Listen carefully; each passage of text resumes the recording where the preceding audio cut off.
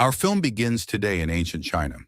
We learn that in ancient times there was a legendary warrior named Sun, famously known as the Monkey King. Once, he defied the heavenly law of a group of supernatural lords who rule the heavens. One of these lords tells Sun that he will punish him severely, but Sun doesn't care. He hits him with a fruit he had with him, sending him flying from his place. Because of what he did, the rest of the lords attacked him with all their might, but Sun showed them no mercy and beat them down. No one could stand against him. Other lords arrive and unite to face him, but Sun fends off their strikes with his magic staff. At that moment, they gather all their energy and fire a staggering amount of arrows at him, but they still don't affect him. He destroys them all and defeats the lords. Because of what Sun did, the leader of the lords punished him, bound his power, and imprisoned him in a prison under a mountain called the Five Elements Mountain. 500 years passed since Sun's imprisonment. During this time, we see a young boy playing with a doll shaped like Sun himself. His father tells him that the Monkey King didn't die and will return one day.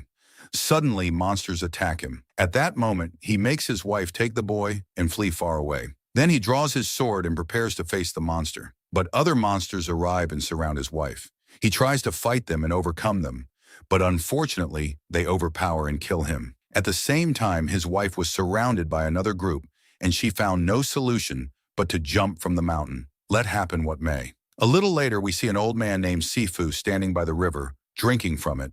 Suddenly, he hears the sound of a small child and finds a small box containing the little boy. He feels sorry for him and decides to take him in and care for him. Years pass, the little boy grows up, and the man names him Leure. Leure was a mischievous boy, always causing trouble. Whenever he walks with Sifu in the market, he must pick a fight with everyone. Then he and Sifu start begging from people because they are temple monks and aren't allowed to work. Leure asks Sifu, "Since we are jobless and don't work, what makes us special compared to other people?" Sifu tells him that their mission is much greater than any job or profession because they meditate, read books, and advise people to do good. However, Leure says that monsters are everywhere now, and he wants to learn Kung Fu to defeat them. At that moment, Sifu gets angry with him, hits him with his staff, and tells him that they guide people to the right path through meditation and deep thinking. Things not many can do. He must understand that his mission is great, but first he must believe in it. Then a disaster strikes, monsters attack the village, and the guards ring the bells to warn the people. They fire arrows at the monsters, but of course, they aren't affected. At that time, the monsters enter the city and start beating the guards. Meanwhile, Sifu wakes up and doesn't find Leure next to him, so he goes to look for him in the market. As for the monsters, they were gathered around a little girl they had kidnapped. But of course, Leure was standing guard. He attacked the monster that kidnapped her and kept hitting him, then poured water on him. Sifu arrives at the perfect moment and slams a door in the monster's face. The girl flies from his grip and Leure catches her. He starts running with all his speed to escape the monsters. Then he and Sifu hide under some statues, but the monsters discover them. Sifu distracts them and orders Leure to run quickly. Leure listens to him and keeps running until he reaches the edge of a house. The monsters crash into him and they all fall. Fortunately, Leure jumps onto a wooden board and slides away. The monsters didn't leave him alone and kept chasing him, but in the end, they fall from the top of the mountain and get separated. A little later, Leure was carrying the little girl on his back in a small cage. He started gathering fruit from the trees to eat, but unfortunately, the monsters attack him again. This time, he enters a small tunnel inside a tree and escapes through it. After walking to the end of the tunnel, he reaches a wondrous place where there is a giant, glowing rock. Leure was dazzled by what he saw and went to touch the rock. Suddenly, the rock begins to crack until it explodes and shatters into 100 pieces.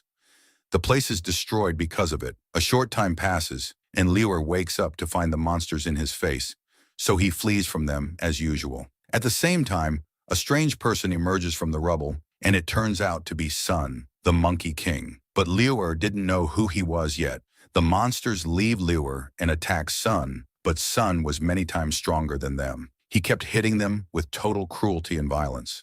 None of them could scratch or even touch him. Then he broke the chains he was bound with and went to Leure, looked at his face, but then left him and walked away. He exits the tree and looks around, unable to believe he is free again. But as soon as he tried to fly in the air, he couldn't because of the chains that remained on his wrists. He tries to break them by any means, but unfortunately, they aren't affected by anything. Then Leure catches up to him and realizes he is the Monkey King. He keeps following him the whole way, asking about himself. It was clear he had studied his personality and history.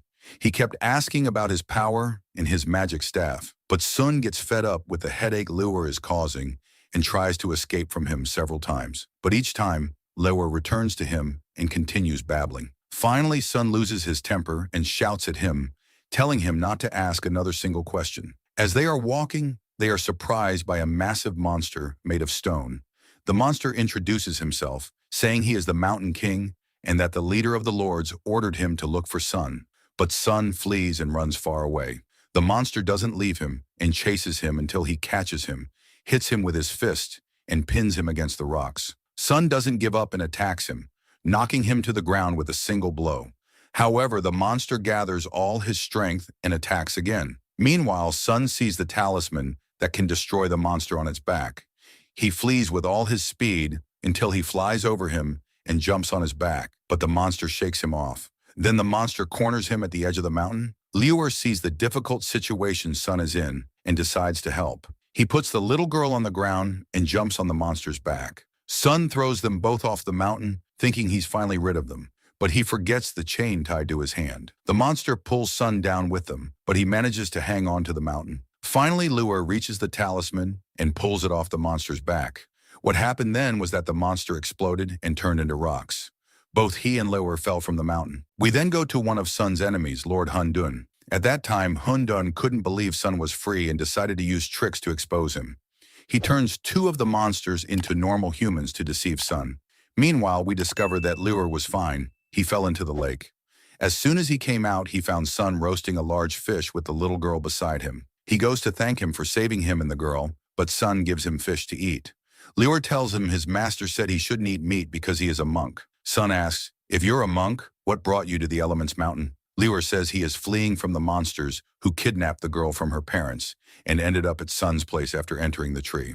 Sun tells him that once they leave this place, they must part ways.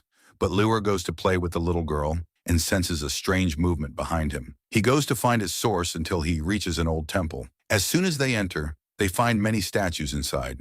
He sees a very dusty statue, and as soon as he blows on it, it turns out the statue is alive. The man sneezes because of the dust and comes out of the temple. Sun is surprised by him, but Leure and the girl keep playing with him. Suddenly, he turns into a huge pig and starts eating the fish. He looked like he was dying of hunger. Leure asks him to hand over the girl, or Sun will hit him. But he says Sun is just a tired, useless monkey. Then he hands over the girl and says, "I'll show you what I'll do to your monkey." He attacks Sun and flies at him, but Sun grabs him by the face and spins him in the air with ease. The pig then remembered that Sun had spun him the same way during the battle with the lords, and finally confirms that this monkey is indeed Sun. He tells him, "Because of you, I haven't found food for 500 years. But Sun ignores him and walks away. The pig introduces himself to Leure, saying his name is Baji, and he can transform into any shape. He turns himself into a small cat, and Leure keeps chasing him until they reach Sun again. Then Baji disappears, only to reappear as an insect, and the strangest form he took was when he transformed into Leure. He suddenly returns to his normal shape. Because of what Leure did, he flies from his spot and reaches the edge of the mountain. To his surprise, a massive dragon appears before him and attacks. Sun arrives at the last second and saves him. As soon as the dragon saw Sun, it screamed in his face, then vanished and fled. After what happened, Sun gets angry at Leure and Baji, shouting at them because they scared the dragon and made it angry. The dragon returns, and this time it flies far away. When Leure saw it, he wished he could fly like it so he could find his master and return the girl to her parents. Sun told him that he might do it one day if he had enough courage. Meanwhile, Sifu had started looking for Leure and was getting closer. They continue their way to the city and fortunately find a hotel to stay in. They burst into the hotel and the female owner meets them. Leure tells her they are traveling to the capital, Chang'an. She tells him the capital is still far and it's better to rest before traveling. But as soon as she sees Baji and Sun, she is terrified of them and runs away. Leure reassures her, saying they are good people and won't hurt her, and they will only stay for one night. The woman agrees and prepares the room for them. However, the little girl starts crying for no reason. Baji tries to play with her, but she is terrified of him and cries harder. Leure gives her the monkey doll, and she settles down. Sun starts to suspect the hotel owner. He saw the servant watching them through a hole in the door. So he aims his fruit at him and fortunately, it hits him in the face and knocks him down. A little later, Leure couldn't sleep and asked Sun about his home. Sun told him he lives on the Flower Fruit Mountain. Leure said he heard about that mountain in stories and knew it was full of massive fruits and surrounded by beautiful flowers and trees. Then he asked Sun how far they were from reaching that mountain. Sun said, 100,000 miles. Leure was shocked and said, at this rate, I'll be walking my whole life. But it's no problem as long as I'm walking with you. A little later, Baji wakes up hungry and goes to the kitchen to look for something to eat. At that moment, the servant comes from behind and tries to hit him with a staff. But Baji accidentally bumps into him, and the servant faints. The female owner enters the kitchen, and Baji quickly saves himself by transforming into her servant. She talks to him, saying the monkey looks dangerous and they must be careful to carry out Hundun's orders. Suddenly, her hands turn green like the monster's, and when Baji sees her, he realizes her true nature. His stomach turned at the sight of her skin, and he tried to flee. She stayed after him until he ended up right in front of her, and she realized he wasn't the servant. Before she could attack him, Sun arrives and confronts her, saying he had suspected them from the beginning, and his suspicion was right. Immediately after, Hundun arrives with many monsters. As soon as they saw Leure, they went to attack him, but Sun blocked them and kept hitting them one by one with all his strength. None could withstand him. Leure goes to check on the little girl, but the hotel owner reaches him and tries to kidnap the girl.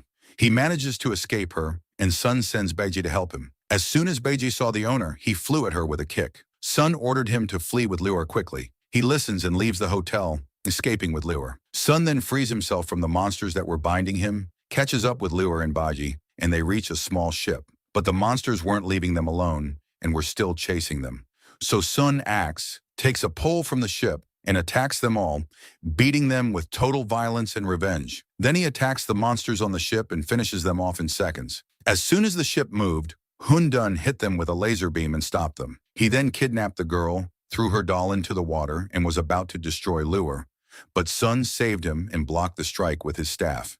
From the force of the blow, Sun is slammed into the ship's sail and falls. The leader steps on his head and tells Leure that this is the truth about Sun. He can never change. Then he leaves them and goes with his monsters. The next day, they all wake up. Leure pleads with Sun to save the girl, but Sun tells him it's not his problem, and from now on, they part ways. Leure is disappointed in him because he was fooled. He thought Sun was a hero like the story said. He leaves him and runs away crying, but he finds the monsters and hides before they see him. He hears them saying the leader will sacrifice the little girl, so he follows them until he reaches their hideout. At the same time, Baji was also pleading with Sun to save the girl.